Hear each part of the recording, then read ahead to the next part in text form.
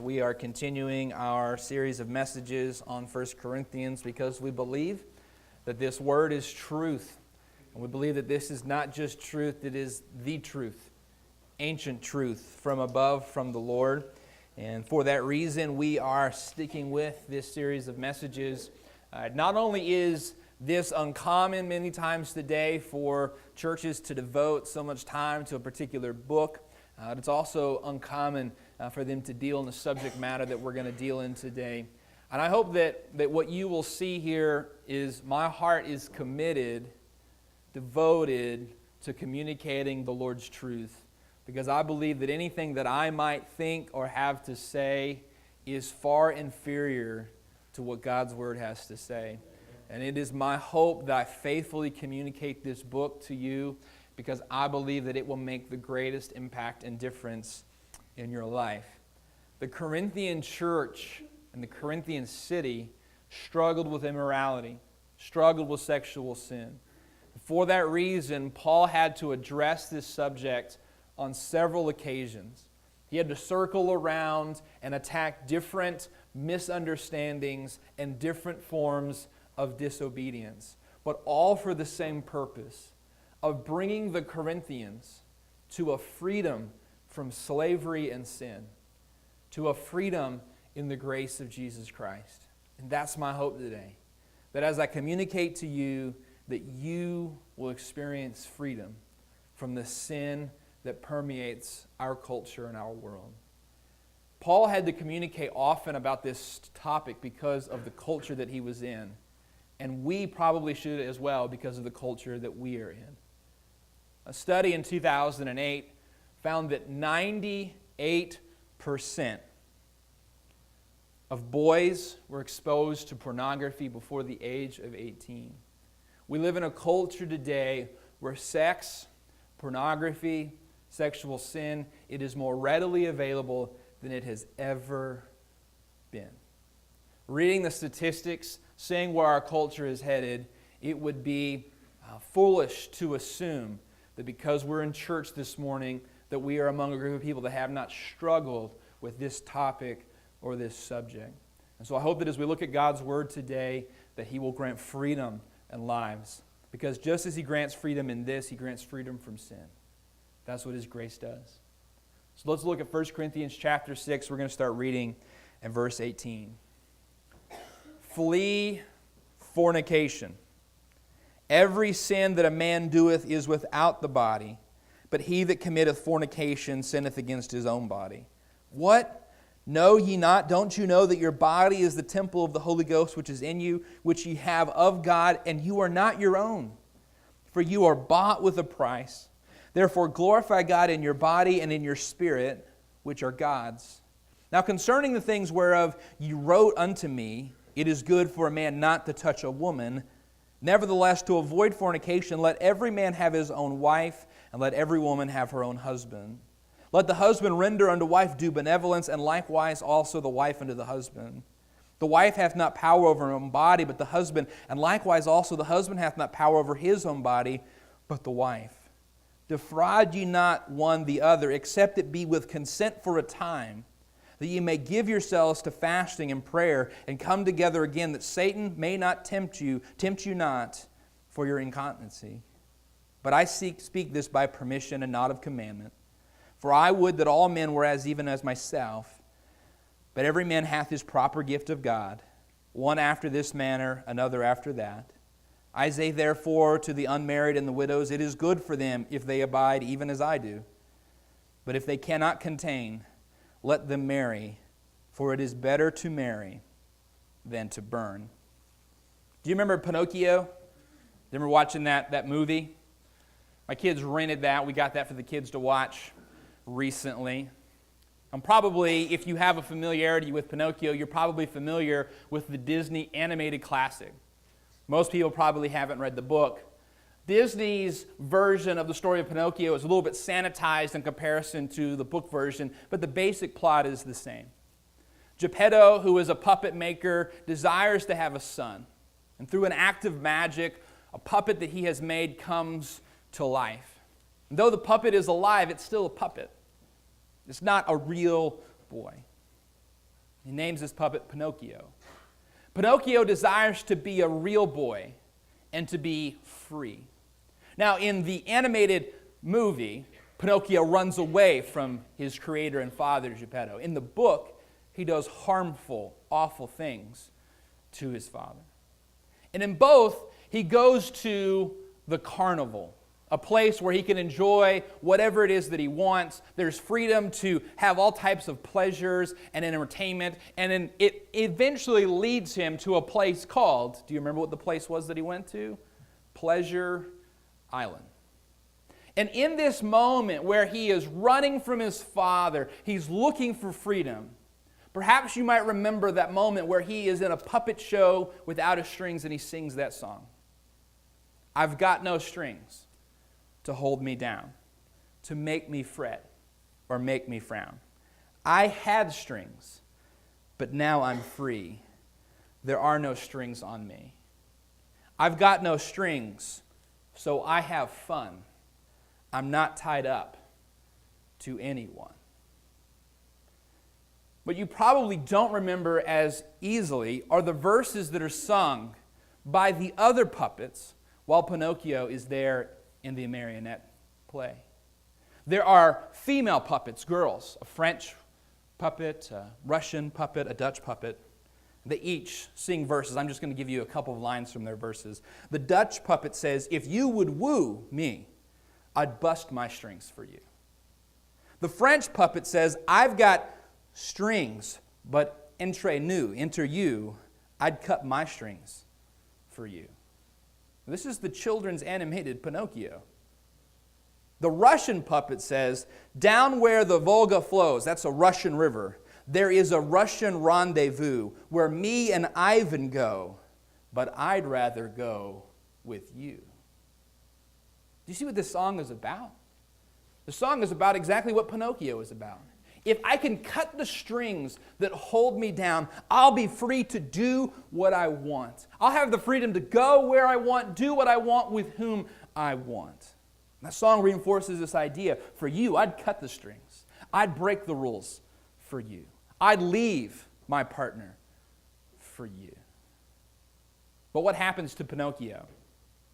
When Pinocchio gets to Pleasure Island, he finds that Pleasure Island has a curse where all of the little boys who come to Pleasure Island are changed into a donkey and then sold into slave labor. Isn't that exactly what happens?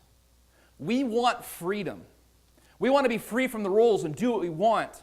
And when we throw off all of the rules, we throw off all of the commands, we throw off all of the social expectations, we go to do what it is we want, and we find that there's actually a curse that turns us into a selfish, obnoxious jerk, turns us into a donkey. And then we are made slaves. Now, Pinocchio is freed through an act of magic by a fairy godmother. He's reunited with his creator father and made to be a real boy. But what I want you to see this morning is that when we throw off our strings, we say, I'm going to live free from any social expectation. I'm going to live free from any commands. I'm going to do what I want. It turns us into selfish, obnoxious jerks that find ourselves enslaved. And Paul's desire for the Corinthians was that they would be free. If Paul was the narrator speaking to Pinocchio, he would say, "Flee Pleasure Island, run away from it. It's dangerous, it's cursed." But Paul is writing to the Corinthians, so he says, "Flee fornication, run away. It's a curse, it'll damage you." Paul circles back around to this idea of immorality because he wants to be so very clear to the Corinthians that immorality, fornication, is a sin, and it's unlike any other sin. Paul says quite strongly here in verse 18, every other sin that you commit is outside of the body, but the sin of immorality, sexual sin, is against your own body. The point he's making here in this passage is that when two become one, and the act of sex, it's not only two becoming one physically and literally, it's two becoming one figuratively and emotionally. And every time you have that tryst It's not only two becoming one in a physical sense, but you're giving a piece of your heart away. Paul says sexual sin is immorality that harms us in a deep way. In February, when we went over our marriage series, we talked about this passage, and at that time, I covered this from the standpoint of couples and marriage.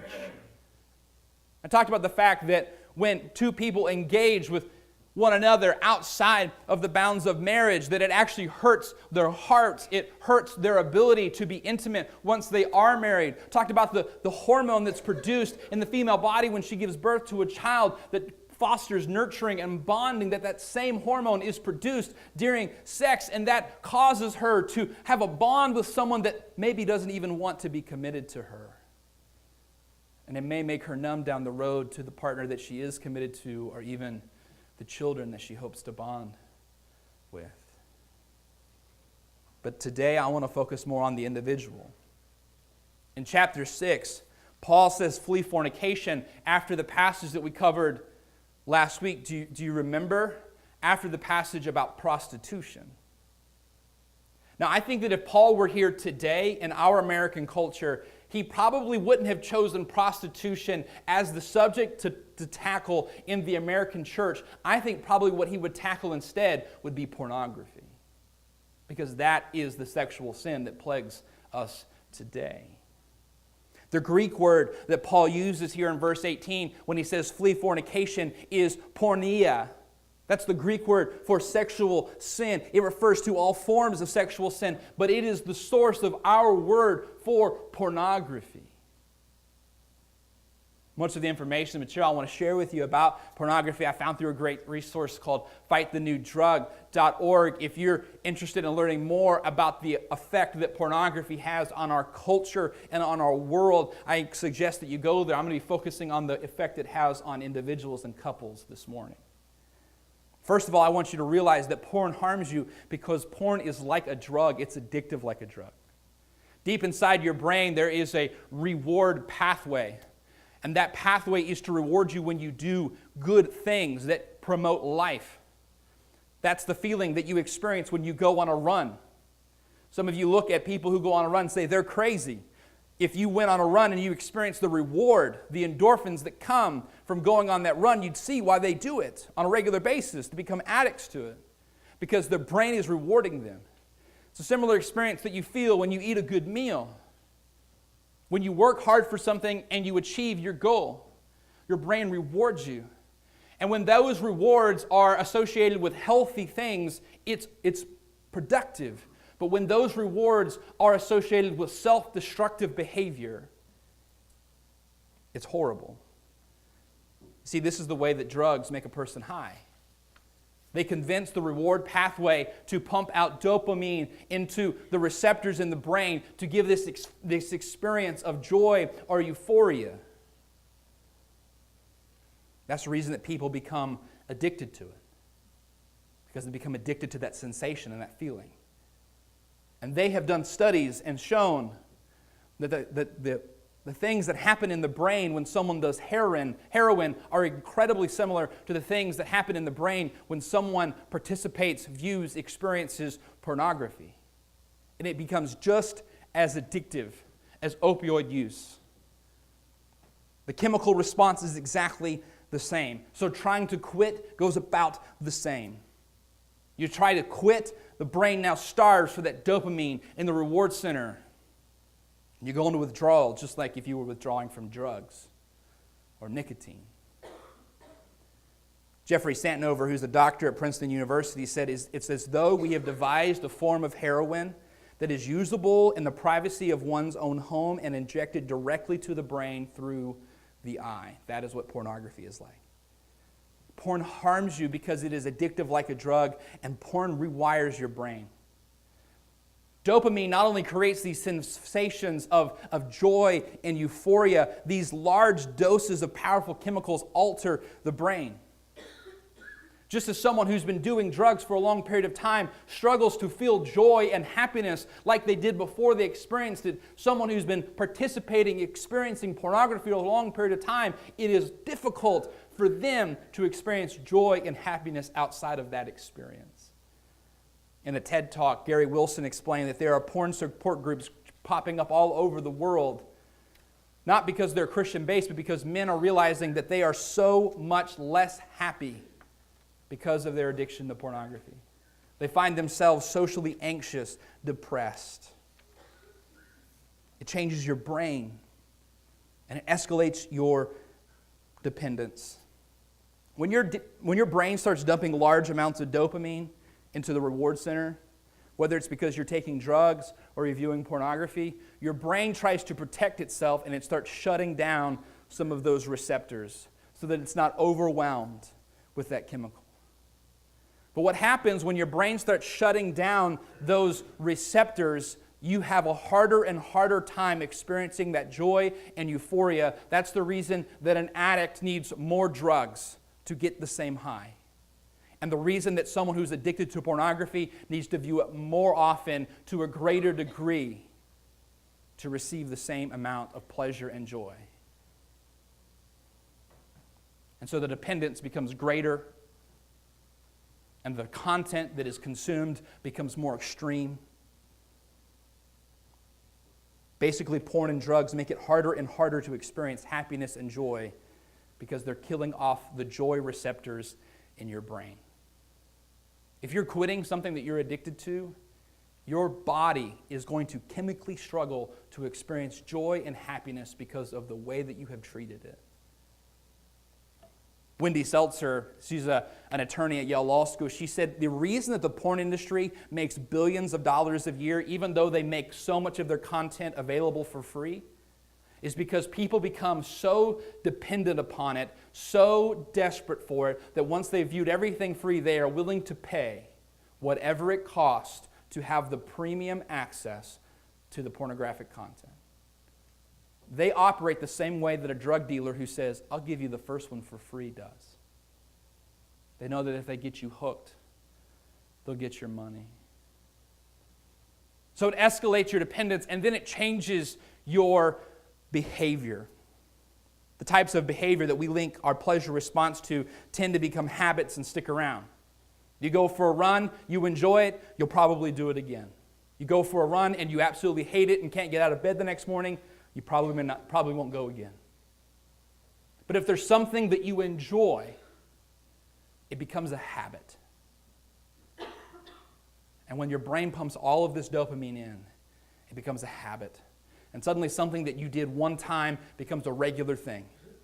And then something that comes every evening, that you do every evening, becomes something you need to do every morning and every evening. And then you need to do on your lunch break, and then you need to do on any coffee or cigarette break that you may take, and you become increasingly more dependent upon it. And then you find yourself doing things that you never would have considered doing before. A researcher named Jim Faust did an experiment with rats. And as you would probably guess, rats don't like the smell of dead rats. They can't stand the smell of a rotting dead rat. So what Faust did is he took male and female rats. He tainted the female rats with a chemical that made them smell like a dead rat and put them in a cage together. And the male rats overcame their aversion to the smell of the death and the rot so that they could mate with the female rat. He then took the male rats out of that cage, placed them in a cage with dowel rods that were doused in that same chemical, dowel rods that smelled like rotting dead rats, and the rats couldn't get enough of playing with those dowel rods. They come to a place where they associated that stench with their pleasure. And when we have sexual addiction, we do things that we never would have thought we'd be willing to do before. Participating things we would always have thought we would be averse to. Some of you here today, you're living a life that you could not believe 5 years ago that you'd be living this way. Because of your addiction, your sexual addiction, you have betrayed friends, you've given up on your dreams, you've forsaken your principles, because that has become the overriding, dominating factor in your brain. Porn not only harms you, it harms your relationships. Husbands, don't think that this is a sin that is just a personal thing. It's a sin against your spouse. Teenage boy, don't think that this is just a sin that's personal. It's a sin against your future spouse. Porn harms our relationships because porn lies to you about what sex is about. In pornography, everything from the way people look to how and why they have sex is a lie. And people who participate in pornography often become so obsessed with the fictional that they cannot enjoy an actual relationship. In 2006, there was a study done that showed that boys and girls were more likely to objectify women after seeing sex acts performed on television. Not even pornography, but the sexual acts that take place on our televisions today. It changes the way that we view one another. It changes the way that we value one another. And because of that, it hinders our capacity to love. Pornography is absolutely the opposite of what a true relationship is about.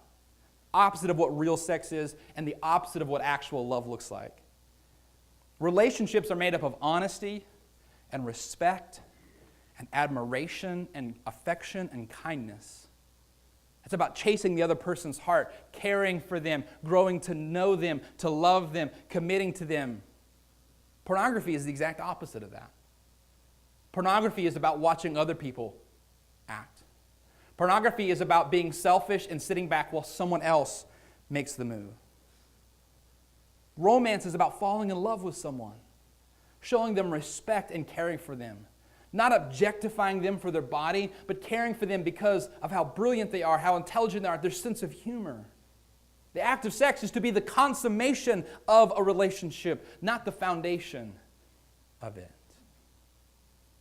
Porn harms relationships because it lies to you about what sex is like. It hinders your capacity to love, and it leads to less satisfaction.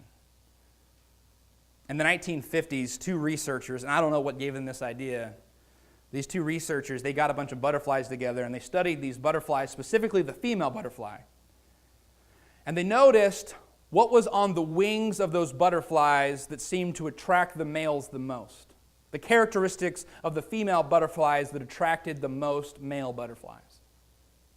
So they took what they learned about the markings on their wings, they made cardboard cutouts with the most detailed and vivid of those wing attributes and put them on the cardboard cutouts and placed them in the cage.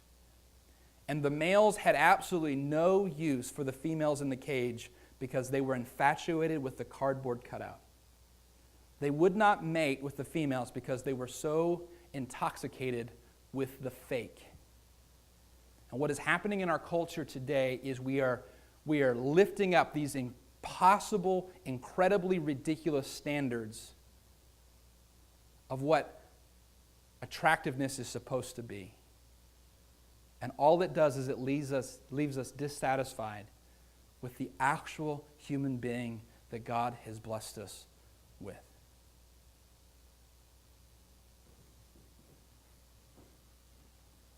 Lastly, porn leaves you isolated and alone.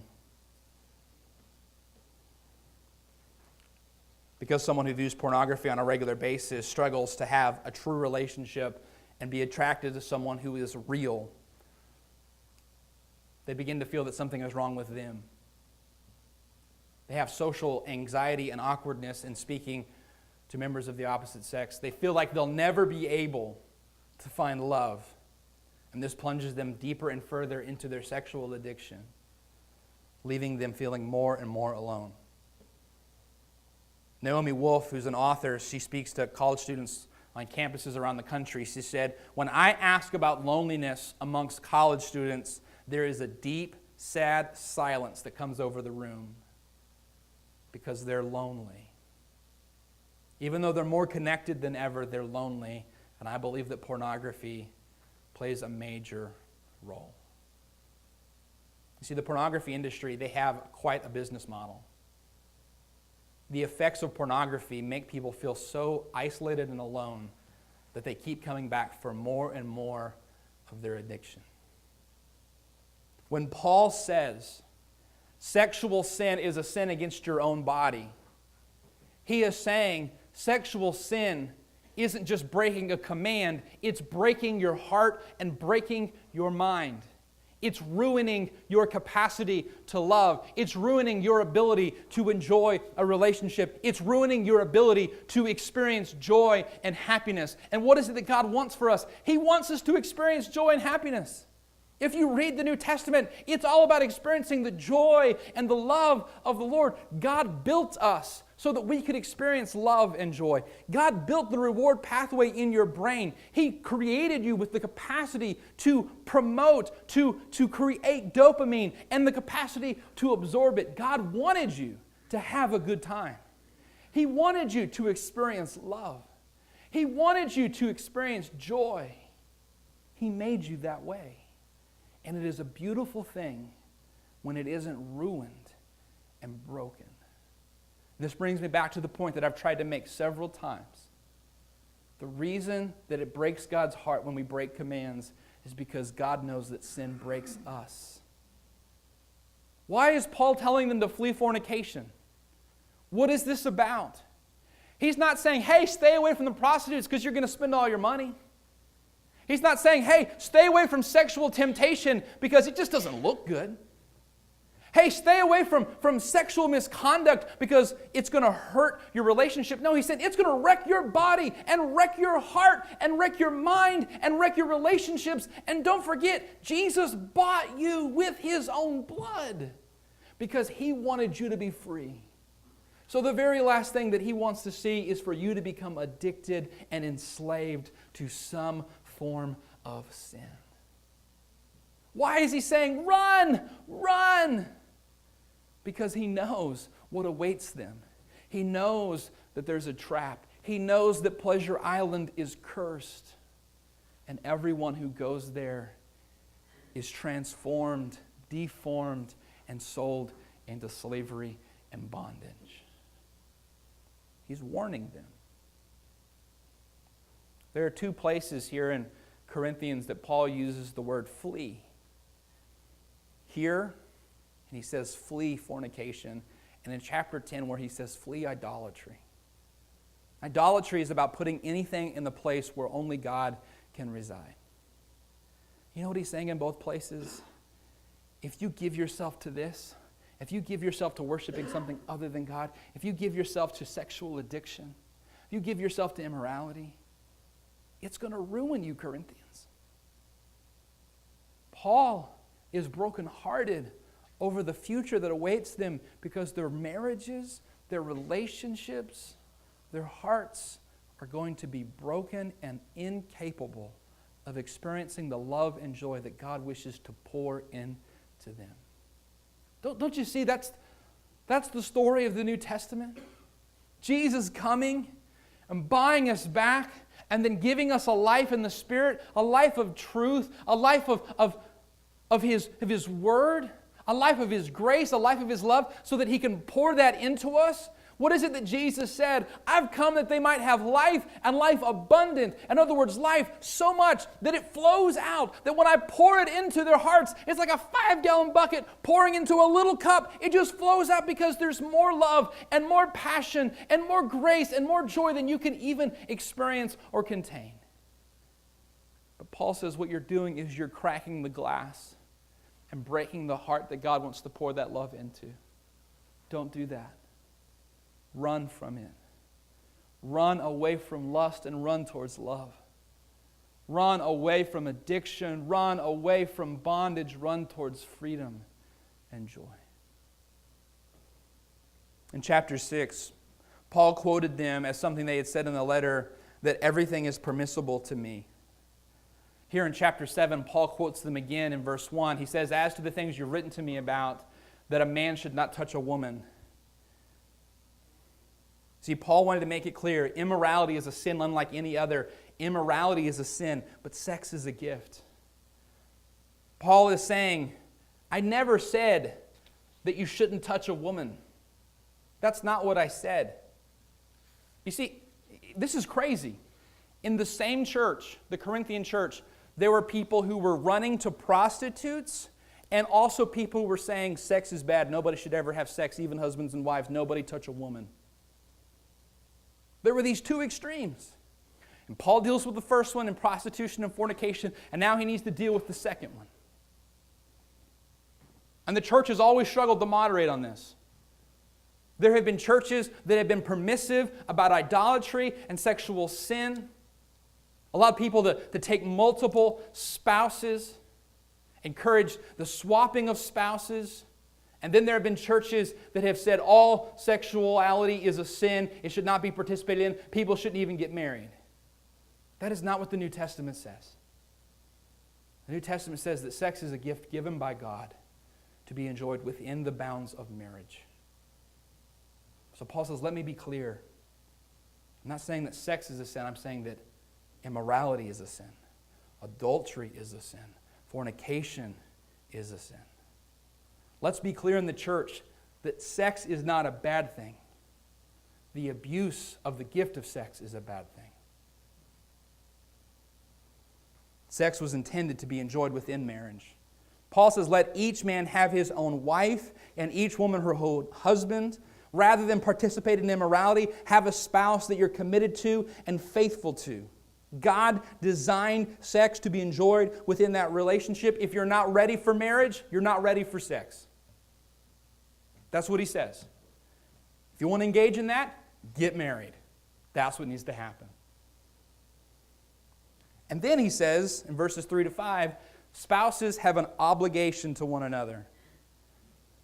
Paul makes it clear that sex isn't just a privilege, but also an obligation. Gordon Fee, in his commentary on Corinthians, said, oftentimes we think that sex is an obligation for one partner and a joy for the other. It is supposed to be a joy and an obligation for both partners.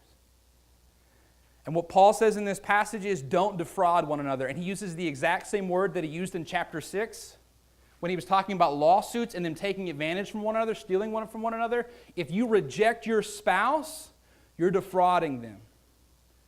And then Paul one-ups it even more. He says the only scenario that I could foresee where a spouse would reject their spouse would be if they have both agreed that they will set apart for a little while for prayer and fasting. Paul says the only excuse that I could fathom that would be appropriate is to pray and fast and draw closer to God. And then he says, and even in that scenario, don't make it a long time. Why? Because Satan will tempt you in those moments. Now, Paul just laid it out there for him.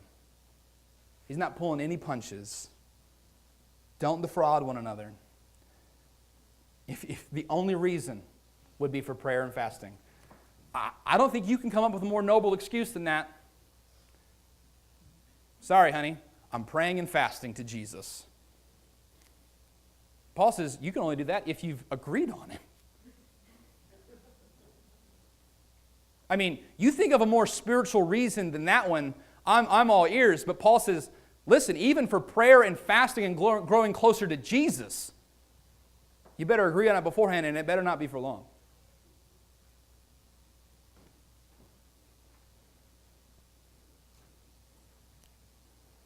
And some of you might be uncomfortable with what I'm saying. But can I just tell you that I am so sick and tired of our teenagers. All they see in this culture, in this world, is that sex outside of marriage is fun and exciting, and sex within marriage is boring and drab.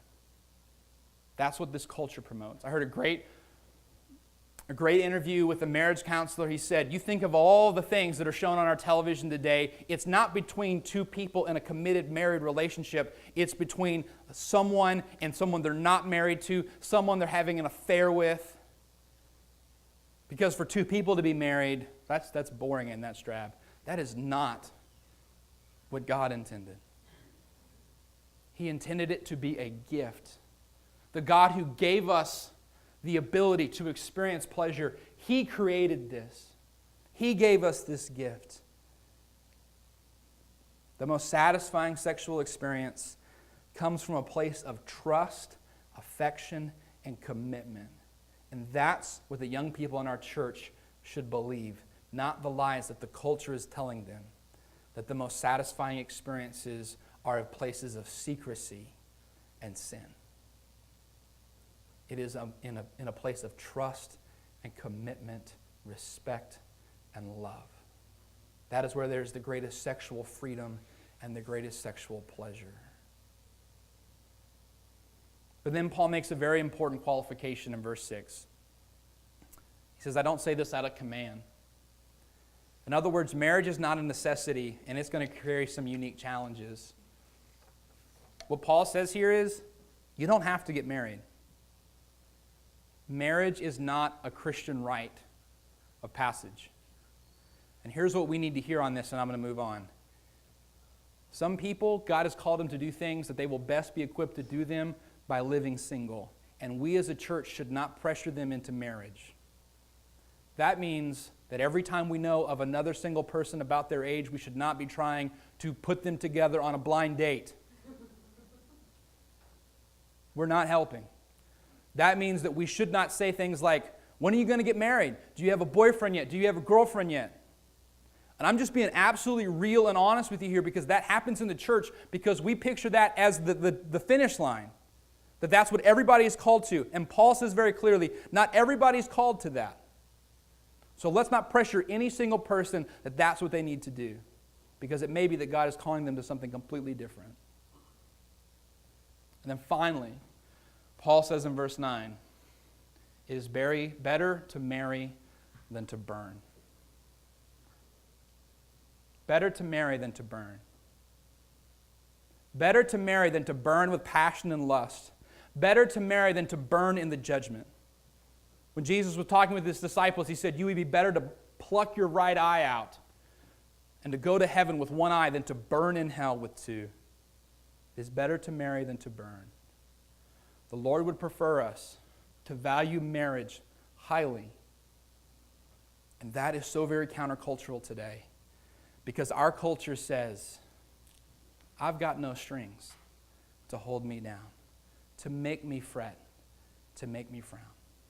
I once had strings, but now I don't. There's no one holding me back. I can do what I want. That's what our culture says, and that's not what the gospel says. In the Corinthian culture, the people lived with very few mores about morality, very few sexual principles. But when the gospel came into place, it changed all that. And no longer were they looking for the opportunity to be free from all commitments and obligations, but rather they were called into devotion and commitment, because there they could find the greatest freedom. And do you see what this is? What Paul is calling them to in their marriage relationships is a picture of what Jesus calls us to as well. He calls us to commit our lives to Him, and in it we find the greatest freedom. Our culture will tell you that just keeping things casual, keeping things with no strings attached, that's the way to greatest freedom, but it's not. Commitment and devotion is the way to freedom. I was very thankful. A couple of weeks ago, James and Haley reached out to me. God worked in their hearts. They're engaged and they're planning to be married in September. They're still going to do that. We're going to have a big marriage ceremony and a party. They said, Pastor Daniel, we want to say our vows now so that we can do things right. And while they're still going to have that marriage ceremony in a couple of months, I led them through their vows here in the sanctuary in front of their parents. That's what the gospel does. It calls us into commitment and devotion. And that's strange to this culture. That's abnormal to this culture. But it fits with the gospel. And that's what Paul was calling the Corinthians to. Flee fornication and run after love. You see, the gospel is powerful enough to free you from the slavery that a life with no strings attached has brought on you. Because some of you here, you believe the lie that there's great freedom in having no strings attached, and you're now enslaved. And I want to invite you this morning to give yourself to love and devotion and commitment and experience the great freedom that is found therein. The gospel is powerful enough to free you from the slavery that lie sold you into. Let's bow our heads for a word.